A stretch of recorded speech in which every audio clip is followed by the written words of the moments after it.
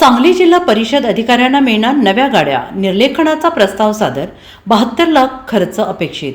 सांगली जिल्हा परिषदेच्या 5 आणि पंचायत समितीच्या 4 अशा 9 पदाधिकाऱ्यांच्या गाड्या जुन्या झाल्या आहेत। लवकरच या सगळ्यांच्या सेवेत नव्या गाड्या येणार आहेत।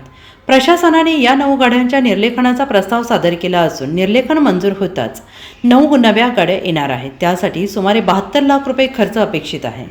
जिल्हा परिषद उपाध्यक्ष आणि 4 सभापती तसेच मिरज, आटपाडी, जत आणि कवठे महांकाळ पंचायत समितीचे सभापती अशा 9 पदाधिकाऱ्यांच्या गाड्या जुन्या झाल्या आहेत। या सर्व गाड्या 2014 ते 2016च्या दरम्यानच्या खरेदी केलेल्या गाड्या आहेत।